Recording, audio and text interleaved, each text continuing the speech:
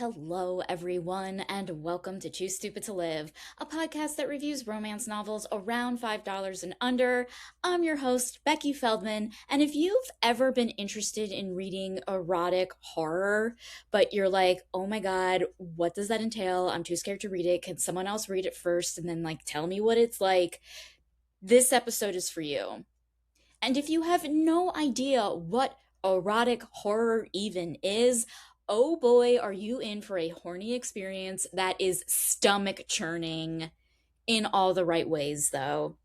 Today, my guest and I are reviewing the paranormal, sci-fi, erotic horror romance Dead Emma by Sylvia Morrow, and this was such a fun episode to record. We have a return guest, guys. The hilarious and brilliant Amy Heidt is here. She is the host of the podcast Wackadoodle Time, which is about another love of mine, Bravo shows. I was just on, I had so much fun. It was just so great, really getting into deep dive theories about Bravo Lebs. But anyway, let's get to the meat of this show, Too Stupid to Live.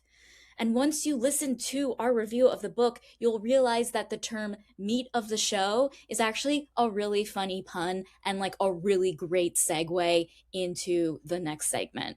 So please enjoy this review of Dead Emma.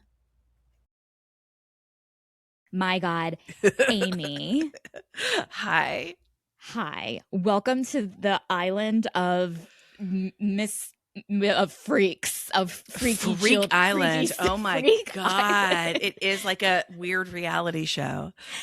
It really was. It was really funny because okay, so we'll introduce the show in a sec. But I was watching, we were just talking about Summer House, and I was like, what if these three characters in the book Dead Emma were in Summer House? What? Oh my God. I don't know. I feel strongly that Lindsay would be the mermaid in the lake. Yeah, she would. Just tearing men's limbs off of them and being like, hey guys. Yes, she's definitely the limb terror. I'm who's the ghost? Who's the headless guy? This book, by the way, if you're just what are they talking about? This book was nuts. When Becky asked what genre do you like, you're very accommodating and nice, and you said, what genre? Here's all your options. There's also weird stuff. There's this, there's that. And I said, let's get weird. Yes. Give me something, get the weirdest one you can find. And Jesus Christ, you delivered. I am stunned. I've read a lot of crazy things, and I've read a lot of weird things, and rarely I love everything that I read, but rarely am I speechless. And there were I was going through the book yesterday being okay, how am I gonna organize my thoughts to organize this, and I was rereading parts, and it's still I was just stunned. This book left me stunned. Truly, the power of the human mind. That's really what I was thinking about. I was there are people out here living full lives and having experiences that I can't imagine. And I'm not talking about the characters. I'm talking about the person who could think up something like this. Exactly. Yeah. Sometimes how you feel oh, every story's always been told, or every kind of plot line's always been done. And it's nah, it really hasn't been. Not this one. Not this one. Have you read anything by this author before? No, but I do know I subscribe to this Substack that talks about monster romances and crazy romances. And she did the author did an interview with this Substack writer, and I was because I've been trying to not get screwed over by accidentally being recommended something that's written by AI. So I'm I need to do research better. So okay. I found this author. She's known for writing inanimate object romance. So it's one is she has books where it's someone's falling in love with there's a spirit living in her apartment door, and she's falling in love with the door. There's one where she's falling in love with her pillow because there's a ghost inside her pillow. So it's all crazy weird stuff. So this is the first time where it's three corporeal ish. Yeah, ish. Sometimes. Yeah. That's fascinating. And I didn't even think about the AI trap. I bet you run into it a lot. Yes. And I would just like to say, with regards to this book, AI could never. AI would never. Yeah. And this is what's really, I think it's what's really important is AI this book is fucked up, and I mean that in such a reverent way. But AI could never be this fucked up. Like, True. you need a human to write a story this fucked up, and that is beautiful. It is a beautiful, beautiful thing. I think so too. It is disturbing. I was prepared for fucked up, but I wasn't prepared for, there were a couple of like sequences that truly like disturbed me. Yes. And I was like, it's fascinating that there is a market for people who want that plus graphic sex scenes. I'm so happy for them that they're getting this content, you know? Yes. This is okay. Let me just get into it. We read because I was like, oh, let's just talk. I was like, let's introduce blah blah blah. We'll get to that. But like, I'm like, let's get to the book. The book we reviewed is Dead Emma by Sylvia Morrow. Okay, so here's a synopsis. I can't even do this book justice, but okay. A ghost, a headless guy, and a man with regenerative powers get together. No, this isn't the beginning of a joke. This is the definition of love when it comes to Emma, Max, and Jake. And these three will always make time for each other to communicate their boundaries, even when they're stuck on an island, a loved one is dying, and a council of evil mad scientists are trying to kill them. That Perfect. I don't even think I began to. No, that's a great sort of very, very skim this, like that's a very great broad outline, because because once you start describing everything, it's immediately too insane. It's too insane. And like, back to what you were saying about like kind of like this book like has a lot of horror elements to it in terms of like blood, guts, cannibalism, all of this stuff.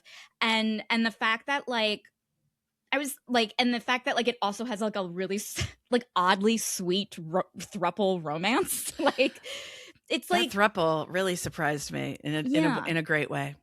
It was like one of those things where it's like, oh, it reminded me that like even beauty can come from the most can happen in the most fucked up places. Love finds a way. Love finds a way. That is absolutely the theme of this book. You think you think not having a head is going to stop love? You're wrong. No. Yeah. You think being a ghost kind of is going to stop? A ghost sometimes. Yeah, that's right. But if you don't want to be a ghost anymore, you can just do some cannibalism. Yes. And then you're not a ghost for a while. Yeah. Or if you're a person who, like, you get a limb chopped off and it grows back, that's just cool. Dude, that is cool as hell, especially if your girlfriend needs to feed. I know. It's so convenient. It really is. I mean, I feel like people are probably listening and they're like, what the fuck are they talking about? So, okay. I feel like that's how we felt reading. Yes. Exactly. Like, let's just, like, talk about, like, this world for a second. Because, like, we're in a world where I guess magic exists, where evil science exists, and our three main protagonists were basically like, you can correct me if I'm wrong, but you know how like the girl 11 in Stranger Things was like at this like she was like in these like child experiments. We're basically looking at the adults who used to be like 11s. Do you know what I mean? Yes, that's a great comp, because I was having trouble sort of picturing the nefarious lab that they keep talking about. Yes. And the lab as the entity, as like the big bad. I was having trouble, but that's exactly right. But I also like, this is a world where literally nothing's off the table. And I think in Save the Cat, where they talk about double mumbo jumbo, where you do like if you're writing something, you can't have like two weird things. Like, if you have once you start adding too many weird things, then you've lost any tether to the real world. And they call it like double mumbo jumbo. And this was like infinity mumbo jumbo. Yes. But she, like, in a way that also, hey guys, there's also a mermaid. Like, just fucking deal with it and let's keep it moving. She's not even the star of the show. Yes, this guy doesn't have a head and he's stitched back together and he shoves food in a hole in his neck. Like, get on board or get the fuck out. I liked the spirit of it. Same. And you want to know what I just realized that we're not even talking about is that this is a step sibling romance. Oh my God. We didn't even mention that they're like step siblings. So there's that taboo element, which is also that's like the 12th most interesting thing in this book. That's crazy. Yeah. No, incest is fully a part of it. Light incest. Yes. Like Clueless level incest, if you would call it that. Exactly. And so like that is an interesting point because like I feel like what is your take like on the step sibling kind of taboo romance of like do you find that titillating as like a romantic plot line? I do not. I don't know. It just gets real tricky for me because like in Royal Tenenbaums, the light incest that was going on there.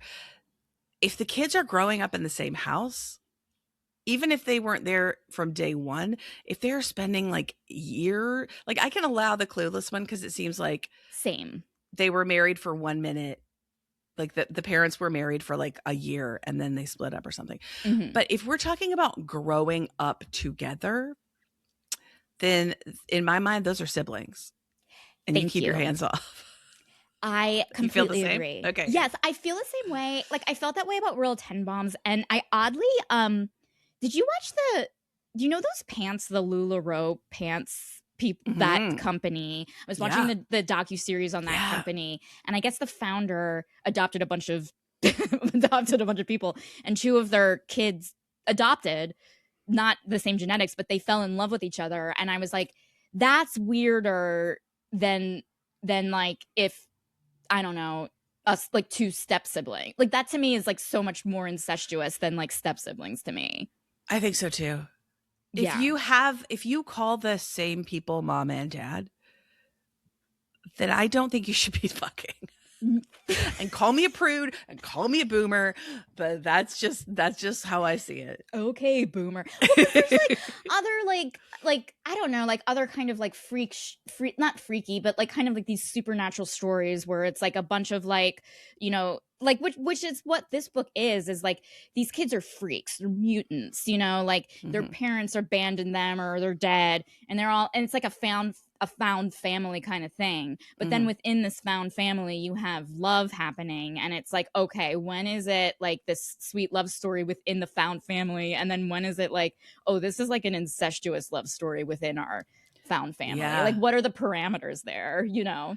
Totally. And luckily, there's so much other batshit crazy stuff going on. We really don't have time to sit with that. Yes, we absolutely do not, because we have Emma, who is like, she, I guess, is a ghost, but not fully a ghost. Also, none of this matters. What we care about is just these 3 people fucking, let me just say. No, but there's so much there's so much infrastructure around the fucking. Absolutely. Yeah. And so it's like we really need to establish like who these people are. Yeah. So it sounds like some people in this world can die and just see ya. And like if there is an after, like, and go to an afterlife or no afterlife, but like they don't know what's on the other side. Like Aunt Jess's husband just went on. Right. So some people can do that. And some people can stay tethered to this world in the form of a ghost or something. And like in this world, which I actually thought was interesting, like if you are staying tethered to this world, like in this world, like you are tethered to the place where you grew up, not where you were killed. Like, you know how like in like horror movies, it's like, oh, like people were slaughtered here and they're good. You can sometimes hear their ghosts. Like, no, in this world, it's like if you were just slaughtered, murdered, whatever, you go back to haunt the place where, and you choose to be tethered, or you are tethered for some reason. I don't think that choice was made for, I don't know. Yeah. It seems like somebody did that to like for Emma to keep her safe or something. Well, here's the thing. I think in this world, like there's this science lab and they basically are like trafficking people, scientists, to do their experiments. And it's to the extent where these scientists are like or like these like thralls, or like these, they're like basically enslaved by the science corporation, that if they have kids, they automatically have to let their kids be experimented on. So it's like kids are being, so it's like if you work for this company and if you fall in love and if you have a kid, that kid is the property of the science company, and they can do whatever you want. So Emma's dad obviously he was a really good dad, or her mom, or her, or whatever, one of her parents. They were like really good. Honestly, I don't remember. I don't either. They're both dead now, but basically they were like, I'm going to do whatever it takes. Like, despite these circumstances, I'm going to save my daughter from being killed. And so her dad like developed this technology, or like this thing for her to be like this part ghost. So she's technically dead, but in order for her to like stay alive, she needs to eat human flesh. That's right. Yeah.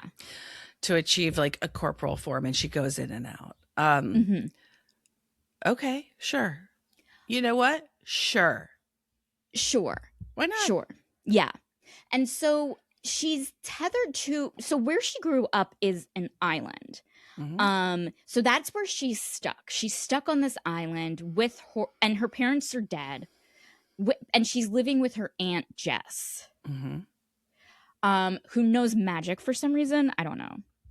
Did she work at the lab, or did her husband? She has a dead husband that she's very sad that he's not here with her anymore. Yeah, I think her dead husband worked at the lab, so he knew how to like set up wards or something to protect Emma from the science company being like, oh, Emma belongs to us, blah blah blah blah. I also just really love how they keep calling it a lab, and they talk about experiments, and it all sounds very scientific. And then the shit they're doing is like, I need some fingernails and like the blood of a pig, and I'm going to speak Spanish for 2 minutes, and then that's going to be the spell. I'm like, okay, great, sure, absolutely. Yes, it's like in this world, like it felt like, okay, like it was witchcraft that they were doing, and this like, because he's like doing spells and they're finding like elements in the forest to like kind of do this and do that. Like again, none of this matters. It's all about the fucking. But it is like kind of like it is kind of like taking like magic and witchcraft and sci-fi and like putting and like combining it with like a fucked up science fiction thing where like scientists are like, oh, there's magic in our world, we can do this and that, like how do we fuck it up? So that's like, that is like kind of interesting. Like it's a bit season 4 of Buffy the Vampire Slayer of like what are we doing, guys? No, totally. I do like that, the merging of like the scientific and the natural world. And also, and again, like you said, who cares?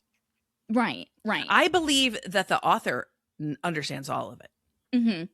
Like, I didn't feel like she was pulling it out of her ass. I felt like she had a very clear grasp of the world and the rules and everything. Yeah, and I think it's like one of those things where I am sure other crazy shit's gonna happen in this world. You just have to watch it unfold.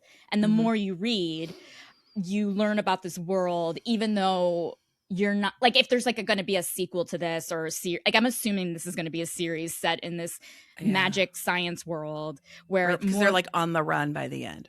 Exactly. Like more fucked up horny freaks are going to start hooking up with each other. Right. And also like maybe they'll meet Bigfoot and start fucking him too. I would love that. Yeah. We got mermaids on the table. And that mermaid, like I hope she gets her happily ever after. Like I feel like she was like a really misunderstood.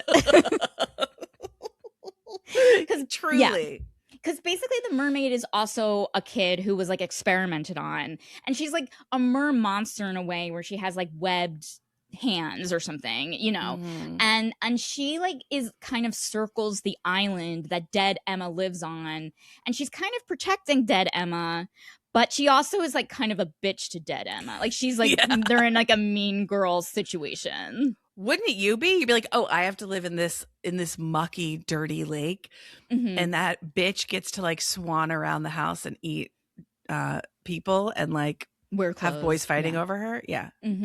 Yeah. I can understand like Mary, like she was a fascinating character to me. So basically, dead Emma, obviously she needs to eat human food, and so that leads you to this kind of like dark place of like you have to procure human bodies in order for her to stay alive, blah blah blah. So this leads to her stepbrother, who I'm assuming that her dad and his mom married when they were like 15 or like when they were teenagers. Yeah. So hormones were happening. Like this is at a stage where like they didn't grow up together. Hormones are happening. they see each other and they are horny for each other. Yeah, that I see. That makes sense. Yeah. So Max is also experimented on, and his freakness is the fact that this guy has no head. He is a headless man. He sure the fuck is. That's right. Mm-hmm. And also the rest of him is a little Frankenstein. That's correct, because his like brain and like everything else is like in his chest. So like he thinks from his chest. Oh, wow. Mm-hmm. Yeah. And then he's got a helmet that can sees like processes visual information for him, and he can take the helmet on and off. Exactly. Yes, he takes the helmet off. Like, to eat, he takes the helmet off. He like boop boop, and he has in his neck hole is just like a feeding hole where they put food down his neck hole, and Disgusting. then, but more importantly, during sex, he can take his head off, put it on the stand, face it towards his headless body and whoever he's fucking, and he can like pretty much make his own sex tape with his own body. I mean, that is a cool perk. Mm-hmm. And you know what? You need there needs to be some exchange. Like, yes, you lost your head, but you get to do this instead. Mm-hmm. Now you get to watch yourself having sex like you're in a porno all the time. Mm-hmm. Also, they gave him an extra large dick when they put him back together. Yes, he has like this monster dick, and also I could have read this wrong, but is he like strong? Like, can he seems like he's large and very like his whole thing is like he's muscle. Mm-hmm. Jake, the other guy, seems to be like the brains. Max is the muscle. He's the guy that's like torturing people, getting bodies for Emma. Like he is, he's that guy. Yeah, like he's the guy who can like pick someone up and just like crush their neck with like their one hand or something. So like, yeah. So he's like, okay, that makes sense. Cause like, I think a lot of this, like, so dead Emma and has like her stepbrother love relationship, but she also has this ex-boyfriend, Jake, who she thinks is dead, and we as the reader think is dead. He fell into a vat of acid, honey. He fell into a vat of acid. Was it Max's fault? Maybe. Kind of. So, but Jake's kind of freakazoid mutant thing is that he can regenerate. So, like, if you cut his finger off, the finger will grow back, which makes it very convenient for Emma because she now has like a constant food source. So that was like a really good relationship she was in before Jake, quote unquote, died. But Max was like really horny for his stepsister and obviously was very jealous. Yeah, so it's implied that he let Jake fall, and he could have saved Jake because there was some lab evil people shenanigans going on. He could have saved Jake, but he in like a split second he didn't. Now, here's a question I wasn't clear on. Did Jake have the regenerative powers before going into the acid, or was that a byproduct? I thought that he did because like Emma would eat from him, like she would eat his body. Oh, okay, yeah. I had that question too of like, oh, was this vat of acid? Did it give him? Is it like that superhero origin story where it's like you fall into acid and you suddenly have powers? And that confused me. But then Jake, makes this miraculous return. Emma's hungry. And Max is off doing a mission or whatever. But like, Emma's hungry and he's like, oh, hey, do you want to return to what we used to do? Because when Emma eats from Jake, he basically just comes his pants. It is the horniest thing ever. He loves it. And he grows right back. So it's like, it's perfect. It's perfect. Also, when did Emma die? How long has she been a ghost? I feel like she's been a ghost. Like, I want to say maybe a decade. Whoa. Okay. I think I'm just putting in these pieces in my brain. Like, what did you think? To me, it didn't seem like more than a couple of years because it sounded like they were all about the same age. But also, like, but none of them are normal. So I was like, if she's a ghost, then she's trapped at whatever age she died. But these guys are going to keep aging, so that's going to get real gross real fast. But also, they will probably like it. Right. These little Or sickos. but I thought that like they were experimented on so much that like what if like when you like okay, let's say that like you're an old person and your arm gets chopped off but you can regenerate. When the arm grows back, is it a baby arm or is it like Becky, this is such a good question that I don't think enough people are asking. What a good question. If I chop my arm off today, would it come back with these sunspots on it? I don't know. We don't know. Yeah, like would it still have like the birthmarks or like any kind of scar or like, you know, what if you're wearing a ring? Like, well, I mean, I guess you could take the ring off and wait for your but like to grow tan back. lines. Yeah. Thank you. Yeah. Or like, you know, calluses on your finger. If like you write with your, you know, left hand, you get a callus on your middle finger, you know, like, yeah. These are important questions. So important questions. So, okay. But it seems like I got the sense that throughout all of these like kids' lives, they were just like constantly being poked and prodded. So like we are seeing them like their final product is they're a ghost, a headless man, and a regenerative person. Correct. If you had a choice, what would you choose? Would you rather be a ghost, a headless man, or have regenerative powers? Oh, regenerative. Are you kidding? Same. What else? The other two aren't viable options because either you have to be a cannibal or you don't have you have to shove food in a hole in your neck. Yeah. But let's say that like you had super strength, like, or I mean that like would you had nice. L power, or let's say you had a big dick like he did. Would that? Oh, then never mind. I think I still have to go regenerative. I do too, because it seemed like the regenerative thing, like that was the only thing that felt like a power. Like the ghost thing, that you're literally dead. The head thing, you're literally decapitated. Like, yeah, you learn to live, but it's like that's not like a power. Like, oh, someone can shoot me, and my skin will merge back together. Yeah. And okay, another question. Did Jake live because he was regenerative and it just took him longer to regenerate because he was fully dissolved? That's what I think. Okay. I think like maybe he like when he fell into the acid, because him and Max are like they are now enthralled to this like science thing, and they were like kind of doing missions for the evil scientists, and that's how it happened when like Jake fell into this acid. Right. So I guess like, did you ever see The Substance or something? Maybe it's like you know at the end where he's like that blobby thing, and the blobby thing then like perfect. Okay, that makes sense. Good, it makes sense for this world. For this world. Now, here's another thing. There are people trying to kill them at all times. That's what it seems like. So we have this tension thing. The tension is rising when Aunt Jess drops this bombshell. She's like, guys, I'm dying, and I'm dying tomorrow, and I didn't know what to do. I sold the island to the Council of Evil Scientists who like did experiments on you.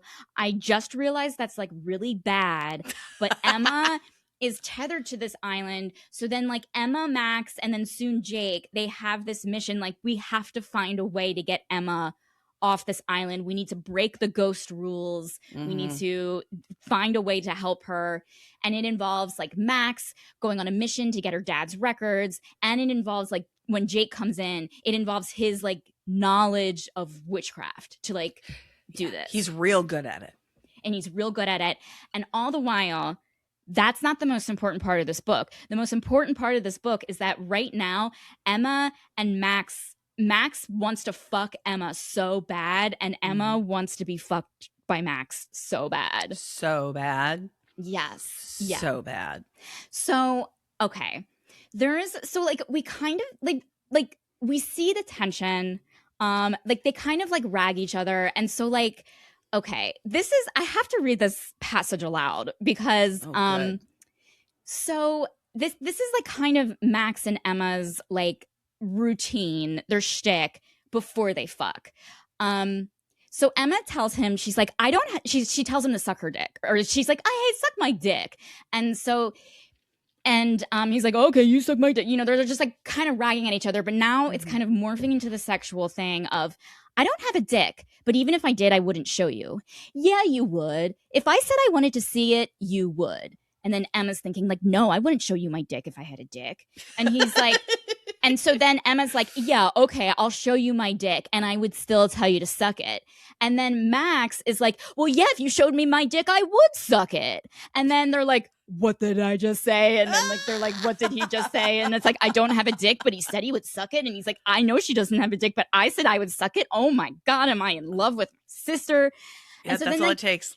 That's all it takes. And so then Max is freaking out, and you have his like internal monologue, and he's thinking, I could leave tomorrow and have something horrific happen, something that keeps me from seeing her again. And one of the last things I said to her was that I would suck her non-existent dick. I don't even have a mouth, for fuck's sake. And that to me is this book. 1,000,000%. Yes, I don't even have a mouth. That's right. Mm-hmm. I like how they have to keep reminding you of all the crazy shit because you can't hold it all in your head the whole time. There were certain times where I found myself, and I don't know about you, but like I found myself getting caught up on the lack of head thing. So there were like moments where like I know that maybe the book is trying to portray and describe a certain feeling that Max is feeling. And so it would say something like, oh, I was grinning when I was like jizzing all over her tits or something. And I was like, but wait a minute. What does grin mean in this world? Is your chest grinning? Is it what this is see, I got caught on that. I got a little caught in that, I will say. That's fascinating. I'm surprised. Yeah, that didn't even register for me. Mm-hmm. Is this a okay time to say that I fucking hate that character of Max? Yes, absolutely. Because he was pretty terrible. He was a scary horny stepbrother. He was like, yeah. I'm not, I don't read a lot of romance. So can you tell me, I'm assuming this is the kind of trope. Once he started calling her baby girl a lot, I was out. I can't, like, calling the person you're fucking baby and baby girl to the degree that he was doing skeeved me like to my core. Yes. And let me add on to that. He's the younger sibling. So there's that. I didn't even think about that. And also, like, yes, baby and baby girl, like, I know it totally rubs people the wrong way. I do know that there is like a kind of fetish dynamic where you have like your daddy dom and your little girl, and it's kind of establishing the power relationship within whatever kind of fetish you're enacting. So it's like calling someone baby girl, calling someone little girl is like helping with the dynamic that you are establishing. But with this, when it's like, well, the taboo thing here is like is the incest, not necessarily like we don't really need the daddy dom little girl. There's like too many fetishes in one, maybe. I don't know. Maybe that's it. Yeah, because she's such a vulnerable character the whole time. She's so vulnerable. Like her state is vulnerable. She disappears and comes back. She's also younger. She's also physically smaller. And I just was like, bro, you kissed once and you jumped right to baby girl. Like, it just icked me out. And but also as I was reading, I was like, this is clearly something that other people love because it's happening so much. 100%. So I could see it as like, oh, this is in here for other people. Yeah, but I think you make a good point, because even if it is for other people who like enjoy like this daddy dom baby girl kind of dynamic, like it still has to be earned.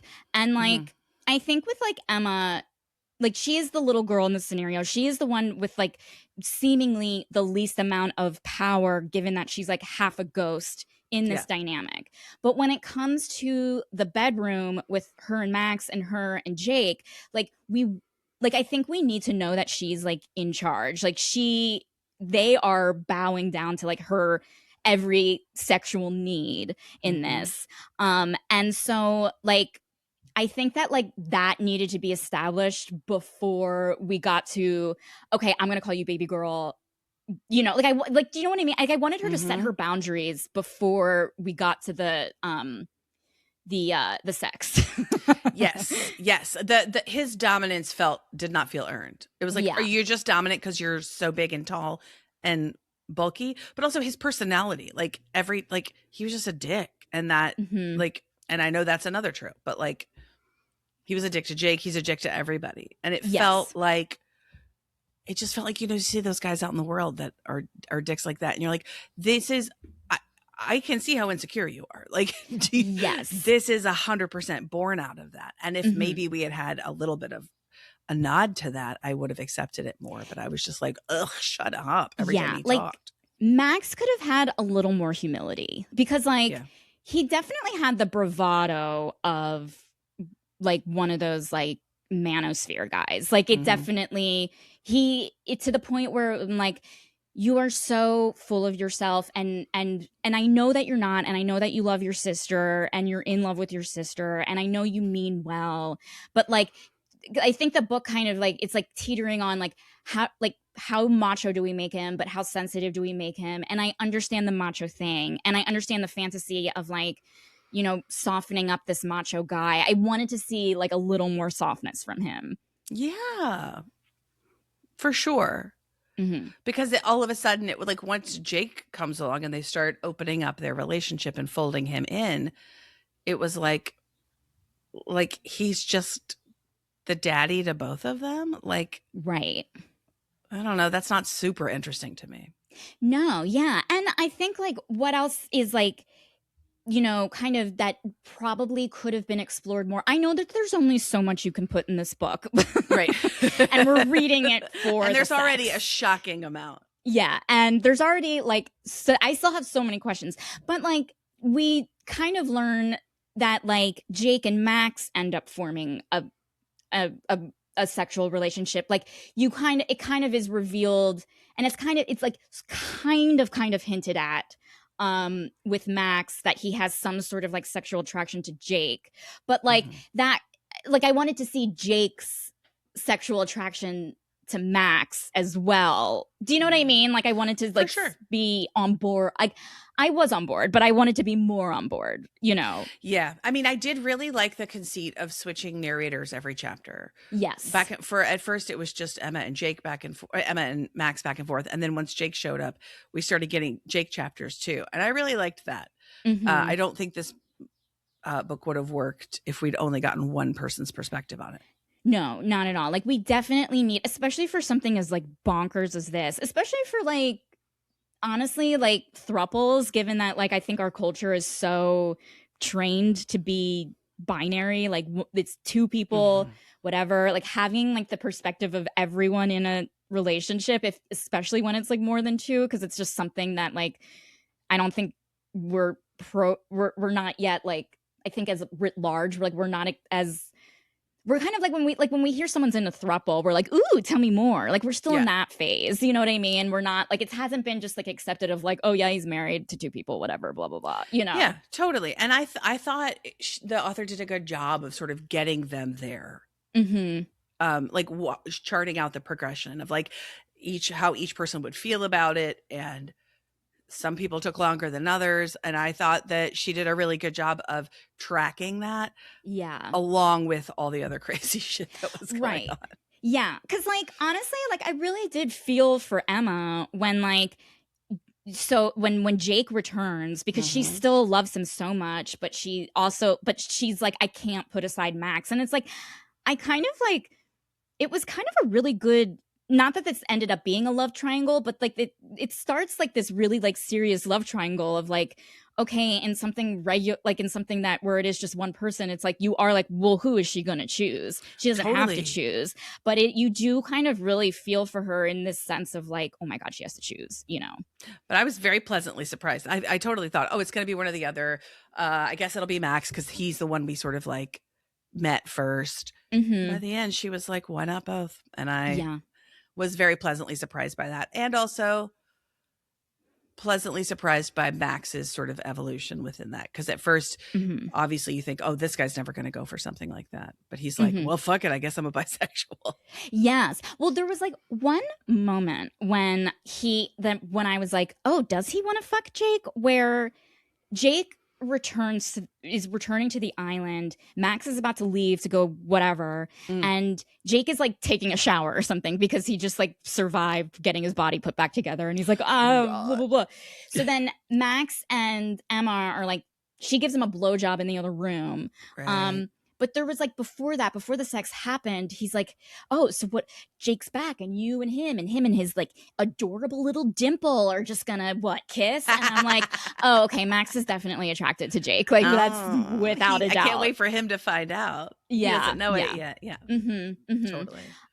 So like, okay, what did you think of like all of these sex scenes? Like, particularly when we like, let's start with like the step sibling sex scenes. Like, that one I think I enjoyed the most. It was the first one. It was the one with the most tension behind it, you know. And aside from the headlessness of it, it seemed to be, maybe I'm just vanilla, like maybe it seemed to be the most like recognizable or like accessible.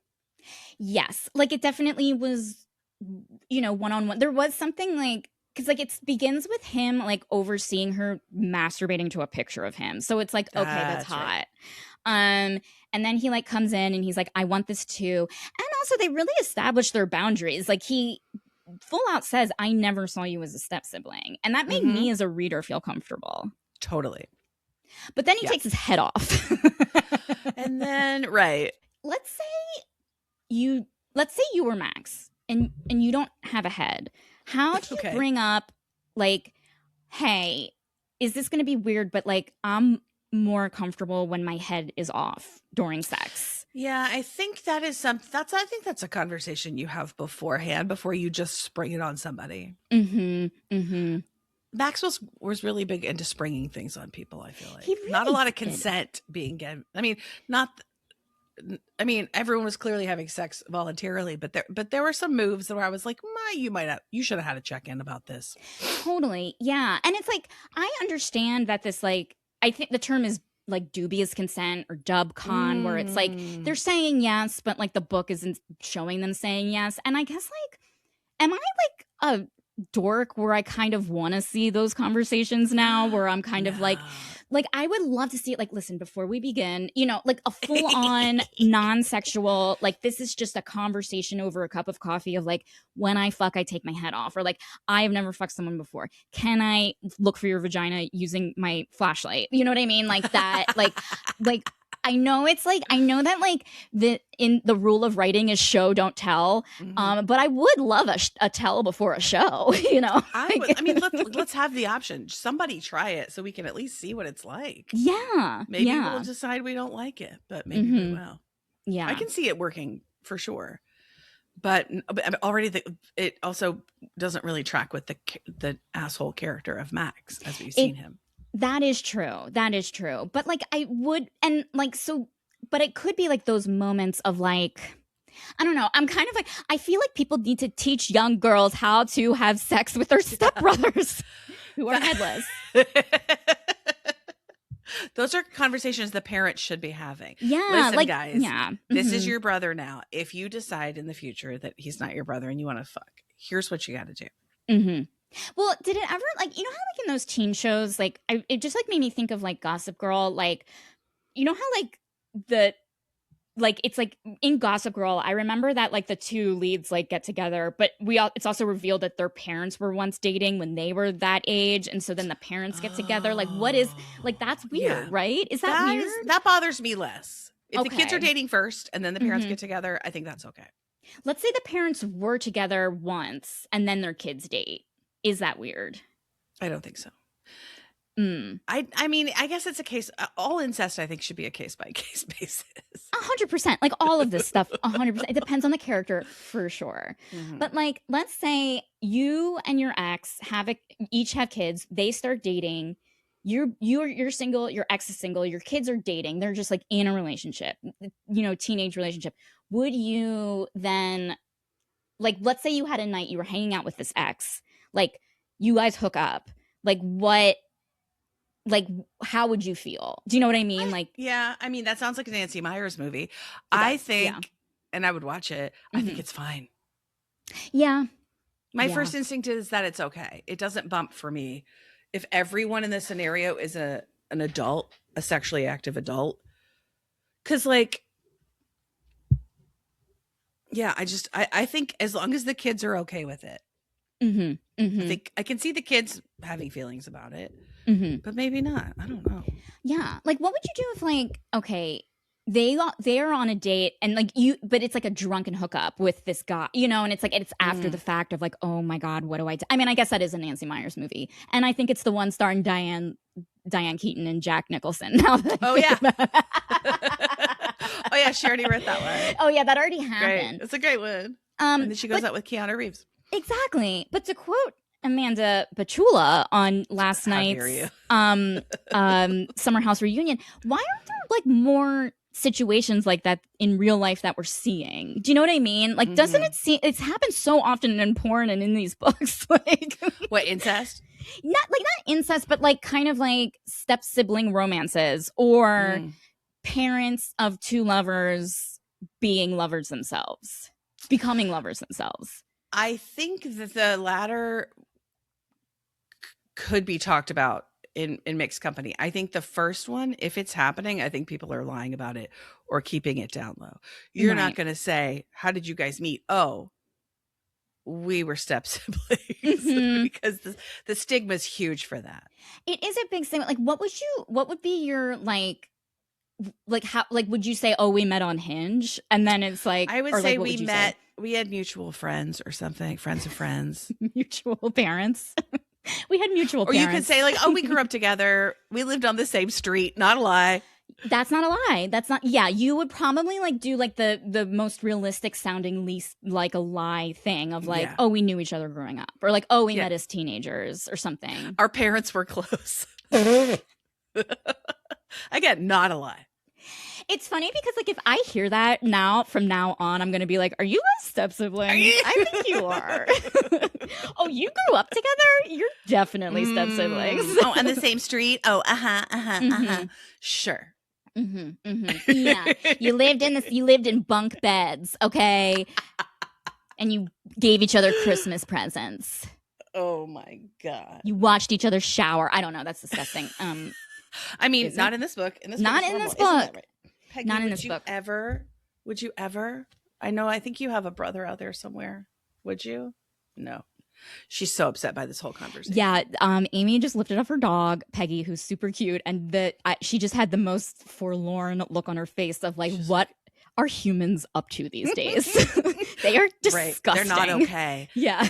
Also, she's only hearing my side of the conversation. So exactly. Like, what is this? Is this her therapy session? What is going on with this lady? Yeah. She's like going to her other dog friends and like, humans are not okay. They're talking about fucking step siblings, like ghosts having no head. Like, I'm concerned. Like, I know that we need to be taken care of, but I think they need to be taken care of. Right. Who's taking care of them? Oh my God. So when Jake comes back to the island and we're now like having group sex, like what did you think of those moments when it started to kind of evolve into this? Obviously there's like people after them, but they are just having never ending sex. I didn't mind it. Yeah, I thought it was great. Why not? I like the I liked the incorporation. The only moments I didn't like were when it like drifted into body horror. Yes. When she bit his dick off. I was going to ask you about that. Didn't care for that. I didn't care for that. Was that jarring for you? Because it was for me. I was jarred by it. Was when she bit his dick off, was that before or after he broke his pelvis in the shower? That's the worst one for me. And I think that came last. Okay. Because I do feel like the boys fucking was like one of the climax, like one of the ultimate, one of the penultimate moments. Like, I think that biting the dick off came first, but I may be wrong about that. I mean, the biting the dick off, like I was like, it's not that it was jarring, but then I was like, yeah, I guess that would happen. Do you know what I mean? Like, it. You know how like, okay, to bring this back to UCB classes. Oh my God. Okay. You know how, we're taught in improv 101 to like heighten and explore, and like Mm-hmm. there's the heightening and exploring, and like when someone does like a move that's like, oh, that's really interesting, maybe you could have waited a beat before you made that move in order for that move to feel more earned. Mm. Is that how I felt with his dick being bitten off? I don't know. I don't know. I think it definitely felt like, oh, it's definitely like threw cold water on the vibe of it for me. Again, I was sort of meta reading it the whole time too, being like, is this what people like? Is this what people read these books for? Like, so I was also, there was like an analyst happening, present as well as I'm reading this. Mm-hmm. Um, I It seemed like it came pretty out of nowhere, right? Yeah, I mean, I think even just like yeah. a look at, like, she looks at Max and goes like, get a load of this, and then chops. It just, any little acknowledgement before she just goes in and bites his dick off, I think would have given me just a second to be like, something different's about to happen. Right. But I think that, like, I get that. I'm like, okay, I don't have a dick. And so maybe I felt like, oh, okay, whatever. Because there was a moment where, or like, there's a time beforehand where she bites his tongue off. And that to me was like, oh, I have a tongue. That's disgusting. Yeah. But then when she bites his tongue off, like, that's when he comes. So I was like, okay, she's biting his dick off. Good for them. Okay, sure. I don't know what it was. It just didn't. I'm like concerned about myself that it didn't gross me out enough. Do you know what I mean? Like, and that's like it didn't my gross concern. me out that much. It wasn't as jarring for me. The Max breaking Jake's pelvis really upset me. I really didn't. It really jarred me in like an unpleasant way. Yes, it was very unpleasant. So basically, Max and Jake are realizing like they love each other too. Someone walks in on someone else in the shower. They fuck. Always the shower. It's always the shower. They do have a quick conversation about it of like, hey, if I break your bone, will it heal? Like, yeah. But it was like, they did pull up the question of like, well, does Jake feel pain when he gets his limbs torn off? You know? And it sounds like he absolutely feels pain, but conveniently he kind of likes it, or he has trained himself to like it. Right. But it would have been nice, like, if to see him break a bone in a 3-way beforehand, before like Max is like, I'm gonna break your pelvis. Do you know what I mean? Yeah. Or have Max be like, actually, I can't. And Jake will be like, well, I'll break it my fucking self. And then him break his own pelvis. It just felt it was so visceral and like unpleasant. It immediately stopped being sexy. I agree. Like, there was something very unsexy about it. And I think like it was also because like at that point, like, I think they were having assassins after them. Their aunt is dying downstairs. And like, that's really brutal. And like, they need to get off. And like, there was like kind of like the kind of the danger outside of the bedroom happening, but the bedroom scenes are happening. And I know that's like the point, like, you know, people get horny in these like high stakes situations. But for me as like a person, like I need to feel safe. I need to feel safe. And like, and I'm like, oh my God, it's like the assassins are after him. The scientists are after him. He has to wait until his pelvis heals in order to run, but he broke his pelvis to have sex. Like, you know, like it was just like it was making me very stressed. And I know people like stress. I realize I don't like stress. Oh, same. Very much same. I'm stressed enough. I'm good on that. Like, you can, I don't need extra. Yes.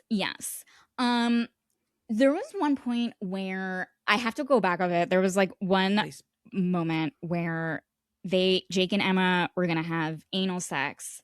And Emma's like, wait a minute, I need lube. And she says, I'm still a ghost, but I want to be comfortable. And I was like, interesting. What's going on, guys? Interesting. So does she, so she does feel, I mean, obviously she feels pleasure. So that would imply that she feels pain too. Right. But does she feel dryness? Great question. How moisturized are her membranes? That is such a good question. Yeah, it was like she was a ghost when it was convenient, and then she was like not a ghost when she didn't need to be. Yes. Yeah. I mean, like, I do like the idea of like, okay, lube is important. Like, I'm glad it's in there. Let's For anal, see. especially. Come on, guys. Exactly. But like, it was weird of like, well, what's going, like, I got caught in, well, what's going to absorb it if she's like a transparent ghost? Because like your skin cells absorb the lube. Like, Right. Once she starts fading again, does the lube go somewhere else? where does the lube go? And also, do the clothes she's wearing disappear with her, or does they Well, end up on piles on the floor? Well, that's the thing. I think she had like this was what was confusing to me is that she died like wearing this dress, right? Mm. So she would like go around always wearing the same dress, but when she would eat human body parts and become like more corporeal and like have color, her dress would stay invisible. So you would see her That's naked through the thing. right. And Of like that course. confused me because I'm like, well, the dress is more dead than she is, and the dress is like not a being. Right. And then she just puts other clothes on top of it. Yeah. Okay. Also, there was definitely a moment about like his giant dick hurting her when they had sex, and the fact that like it would always hurt her because like what's her butt in True Blood? Like she's a tight Oh, forever. she She's not, died a virgin. maybe not died a virgin, but she died like she's never going to get used to his dick. It's always going to stay in that same spot. Um because she's a ghost. Right.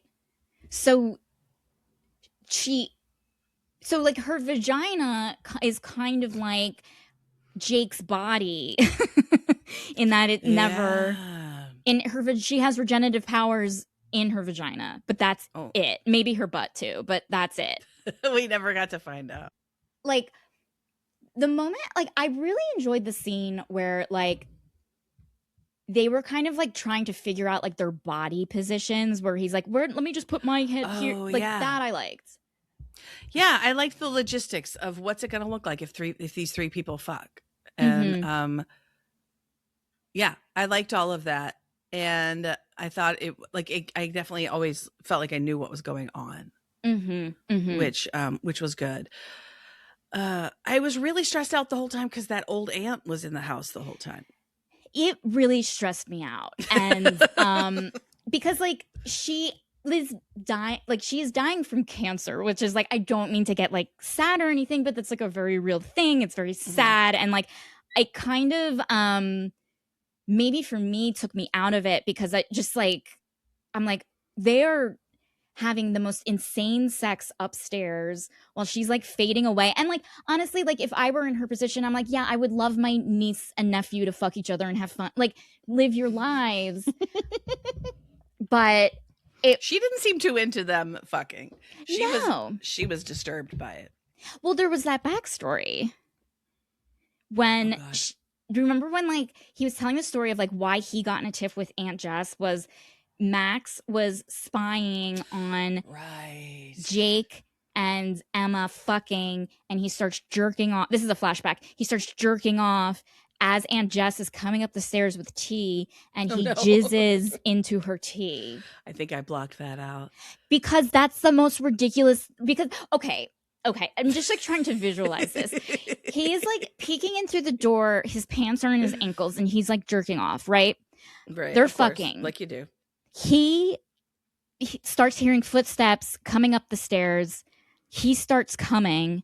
What he does is he turns around and finishes himself off in front of his aunt. Yeah. And she's just like staring at him and her down. Yeah. He hosed her down. And like and I'm like, well, wait a minute. Well, now it seems like Max is in love with the aunt because like that's kind of horny of just like, hey, I was jerking off, but now you're here. I'm gonna like it just felt like like would you not kick that young man out of the house immediately and be like, you're actually never allowed to come back onto this island. Right. You are a sex pest. Yes. And if you were him, like, wouldn't you just be like, oh my God, I hear footsteps. Let me run into the bathroom and hide. I'm humiliated. Max does what he wants. He really does. He really thinks he can just jizz everywhere. Just hose everyone down from his giant dick.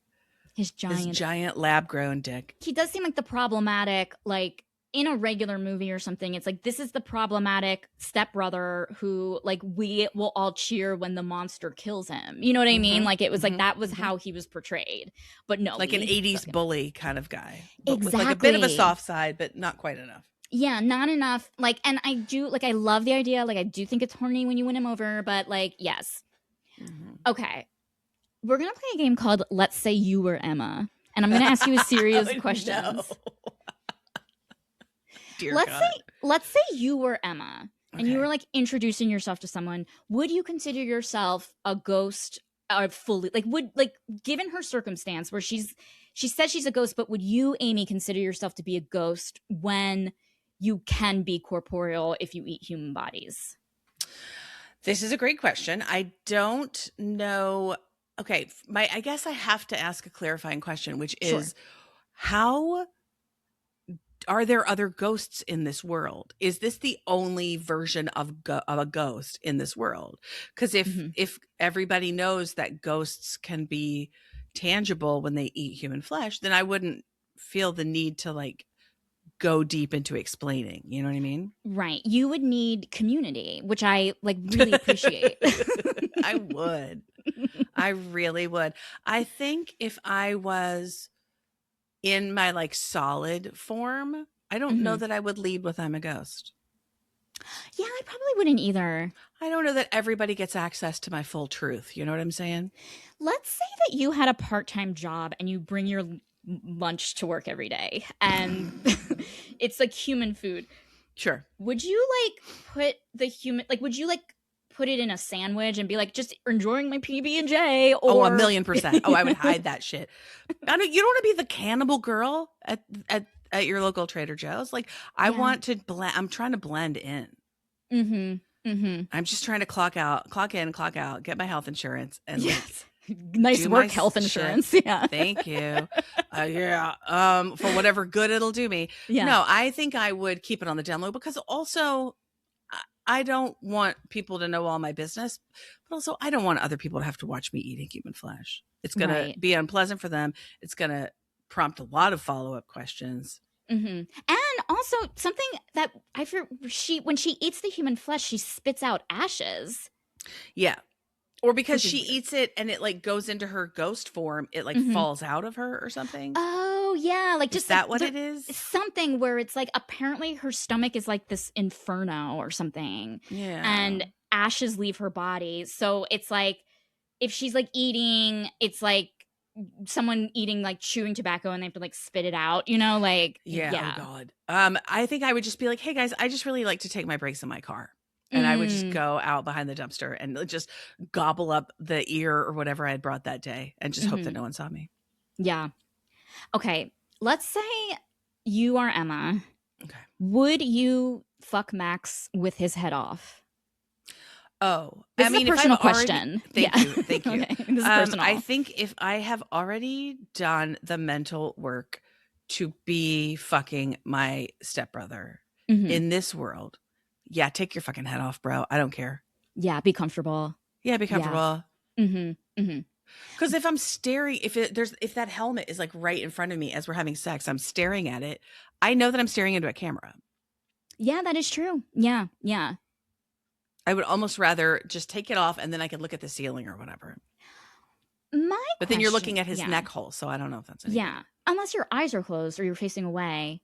Like, I love mouths, like, and I'm kind of like, okay, what did his mouth look like? Would you like, would I pretend just for me want to kiss his like mouth indentation on his mask? And then it made me wonder, well, like if his mask can like has the technology to like record information and send it to his brain in his chest, like why isn't like his mouth not like a sex toy? Do you know what I mean? Like, now we're getting serious. This is an excellent question, Becky. Also, you're also bringing up another great point, which is, where's that footage going? Is it going to a cloud? Is it being stored on a server in the evil lab? Maybe, you know what? Maybe the head doesn't come into the bedroom at all because I don't like, we're just making a sex tape of me every day that you're not in. It's just a POV sex tape of me. And then who's watching that? Some security guard at the lab? Yeah. Yeah. Because we don't know where that footage, like, I mean, Russia could be Can't like trust spying. it. Yeah. Mm-hmm. All I know is we can't trust anything the lab has done or made.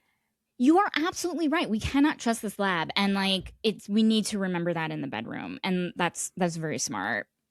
Okay. I think helmet stays off. I have a question for you.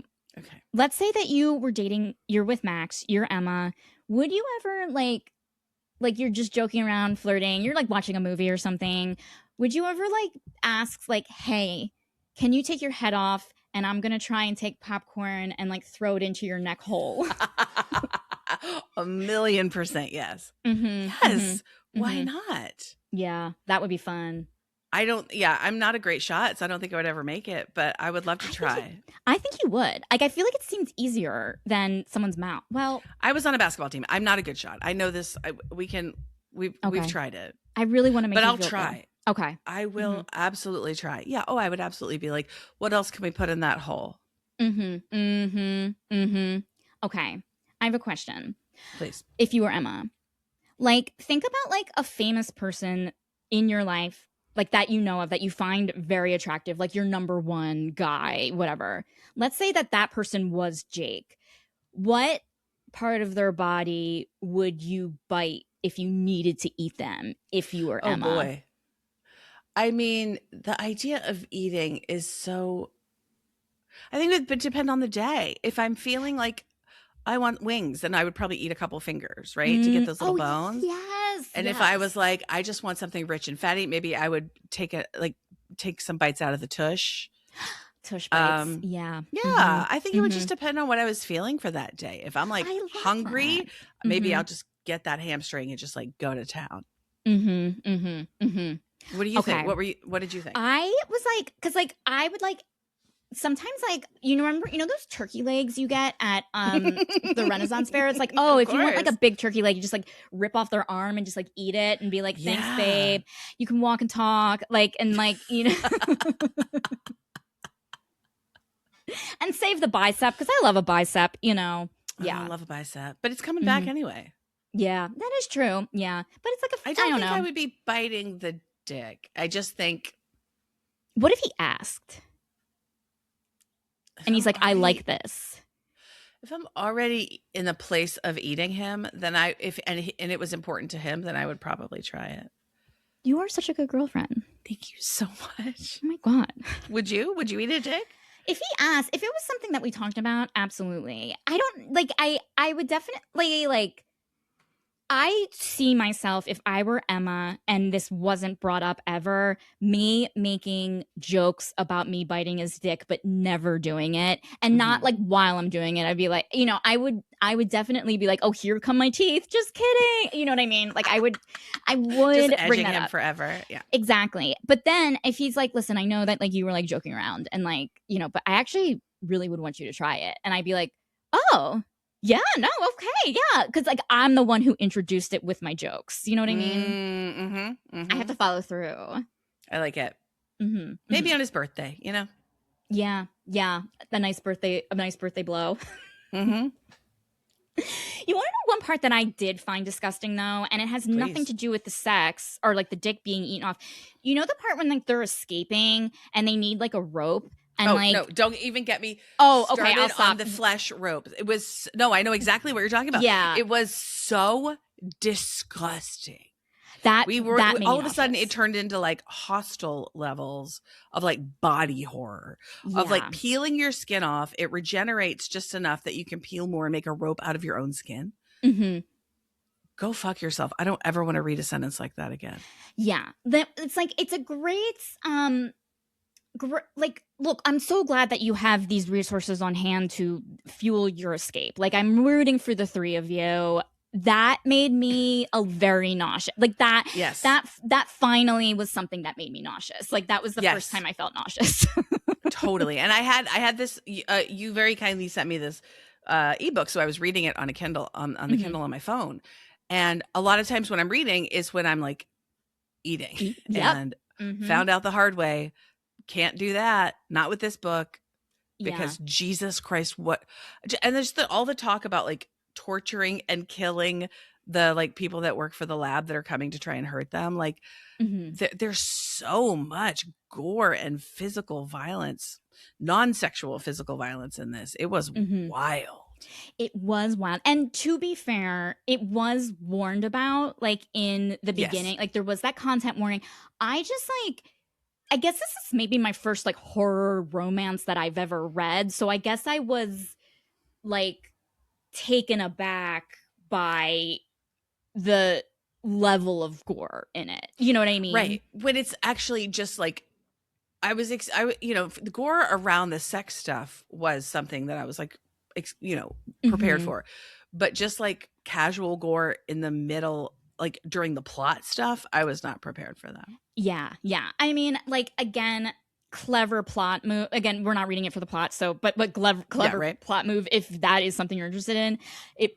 Because it is like, okay, well, how are they going to get out of it? There were a lot of things that like nothing in this world made any sense, and it's fine. Like the thing, like her soul goes, like when they escape, like they put her ghost body. She possesses him, yeah, and it's like it makes no sense. Also, like what's the like? There's none. Any question you have will not be answered. So don't like read this expecting to like have your questions answered. But like, it was like it did. But it was like that kind of like horror moments that I was like, oh, like this is for someone who really likes horror movies more so than maybe a sweet romance at that point. Yeah. And I like horror, but I don't like body horror. I don't like gore. I can't mess with it. You know what I'm just thinking though, when you mentioned the climax where they finally, where it's built up the whole book where they have to get off this island, and then in 2 pages they're like, nah, we did it. Yeah. But they get out by her possessing, like becoming a ghost and possessing Jake, right? Or Max. Or she's in Max. Yes. Wait. She possesses Max. Yeah, because he's the strongest one, so he like runs her out. Right. I just realized, like, why didn't we get a scene of her being like, I want to possess Max and fuck Jake? Like, I want to know what it feels like to do that. To have a either way. That's pegging. That's like pegging 101. Yeah. I'm pegging. I'm just not using a strap on. I'm using your whole body. Yeah. A whole body peg. That would have been fun. Hopefully they'll get something like that in a sequel. Well, and another thing that was interesting was like Max, like there was the after that point, like Max is like, she's in his body and he's like, I feel her disappearing. What do I do? And Jake is like, you have to eat me. So Jake ripped this made me, this kind of was like, I was already like really nauseous at this point, and I was like, oh, this will just add to my nausea, whatever. It's like that extra it's like when you're driving on a long trip and you're nauseous and there's just one more turn. He rips his ears off and like shoves them down the neck hole, and that gets Emma back, which I'm like, you know what? Clever. The book ending with eating ears. Clever. Sure. I was ready to barf. in all the right ways though. In all the right ways. Very, very turned on, very horny and barfy. Yep. Yeah. That's exactly what the goal. Yeah.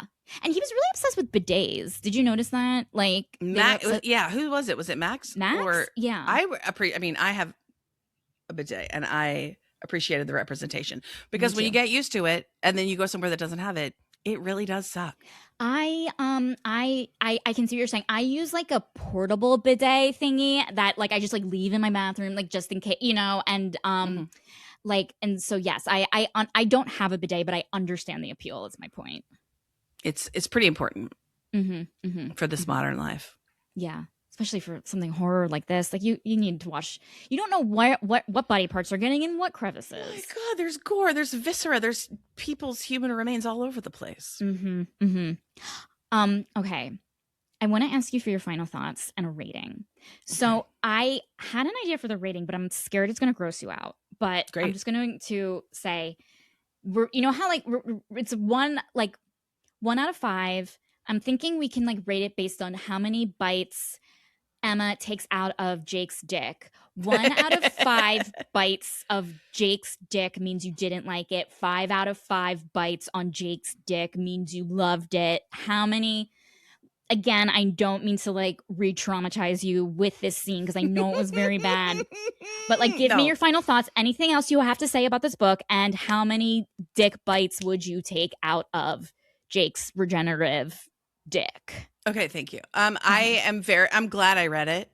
Mm-hmm. I probably will not continue on with the series if it becomes one. Yeah. But never say never. It's not completely off the table. Sure. The gore and the physical grossness was really challenging for me. So I can't give it a full 5 bites, but I am now forever glad that I have read this book so that I can describe it to other people. Yes. At cocktail parties and things like that. So for that, I'm going to give it 4 bites. Hey, I think that's a great rating. I'm actually going to give it 5 bites for that rating too, because like I'm like, sometimes people are like, oh, what are you reading? And I could, like, what a great answer now that we have. And like, there's nothing I love more than attention and talking. And so now we have fuel for that. So that's right.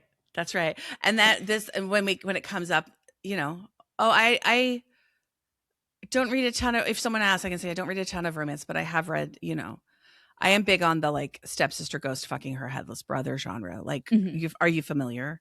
And then I can get very like pretentious about it. 100%. You have to be pretentious about this. This just goes like, you really like, for this book, like, and I'm saying this for myself too, like we really took a dive into the weird, and we jumped in head first, or whatever the phrase is, we just jumped right in. We didn't dip a toe. We jumped right into that weird lake with the mermaid at the bottom. Yes. And I would keep reading the book, or keep reading this series to see what happens to her, because like I do have a soft spot for like the side female characters in anything who like are considered a bitch or like are made fun of in that world. I'm like, oh, I always think of them. So yeah, justice for them, justice for all of them, justice for them. Amy, I was going to ask you to talk about your podcast in the beginning of the show, but I would love for you to tell us about Wackadoodle Time and where we can find you and all of that jazz. Yeah. Go for it. Well, it's funny that you bring up my podcast, Wackadoodle Time. It's a Bravo podcast for unhinged theories and hot takes from the world of Bravo and beyond, because we recently had one Becky Feldman as a guest, and she knocked our socks off and was an absolute fucking delight. It's not a recap podcast. It's just a bunch of Bravo people getting weird and talking about our little niche pet theories and literally whatever else we want to talk about. And we release new episodes every Tuesday, wherever you get your podcasts. So please check it out. You guys, it is so fun. It is like, honestly, it basically is the conversation you have with people about Bravo. Do you know what I mean? Like when you're both talking about like, oh, you both saw Real Housewives, so you're not going to recap it, but then you talk about your theories. Like that's what this podcast is. It's like a fun Bravo conversation with friends. I'm just trying to recreate like being at a party, meeting someone, finding out they watch Bravo, and then being like, well, this is the person I'm going to talk to for the next hour and a half. Let's lock the fuck in. Yes, it's all about community, all about connections, like Bravo romance. It's about bringing people together. Exactly. Well, thank you so much, Amy. This was so fun. Thank you for having me. What a delight. And thank you. You really picked an all-timer for me. I feel very honored that I got to read this book with you. Hey, Substack subscribers. Wasn't that a super fun show with Amy? When I started TSTL, never did I think I would ever do a podcast where I would review a romance novel not only once, where there was a headless man as the love interest, but now twice. This show has reviewed romances with a headless man love interest. It's like those little things that surprise you every day. But it got me thinking that there's a lot of sexy headless men in pop culture. They're temporarily headless or permanently headless because of some supernatural, like, magic. Like, obviously, there's the headless horseman. Like, oh my god, look at this picture. That is sex on a horse. Obviously, we did cover a Sleepy Hollow romance on the show. That is a given. We know what this headless horseman is capable of, and boy, does he gallop and deliver. But you know who is also super sexy, who can go headless if he chooses to? Another crush of mine, Jack Skellington. I mean, look at that guy. He is able to showcase his quirky personality even without having a head on his neck. How sexy is that? Like, I'd take him to meet my parents. And you know what? He can bring his head if he wants to. There is also the Green Knight, who is from the legend of King Arthur. And I'll argue that this guy has a more interesting character arc without a head than King Arthur does with a head. Yeah, take that. King Arthur is my least favorite character in the stories that are about him. So, what does that say about men who have heads? Then you have Nearly Headless Nick from Harry Potter, which I will include on this list. Nearly Headless, Headless. I'm just going to say it qualifies because headless, I'm assuming, is on his birth certificate. I mean, look at him. What a silver fox. And it actually brings up an interesting question. Does a man need a head to be considered a silver fox, or is the term silver fox like a state of mind? But how can something be a state of mind when you have no head? But I have to say, the sexiest headless male character out there for me is my Ken doll in the 90s when his head fell off. He still played his part very well in the various fucked up things I did with my Barbies when I was younger. And like, who doesn't like a man who commits, you know? And that level of commitment shows you that, like, their head is in the right place, which is not on their body. Thank you so much for checking out today's episode of Too Stupid to Live. I hope you all have a clueless level incestuous rest of your... Wait, let me do this again. I hope you all have a clueless level incestuous rest of your day. All right, did it.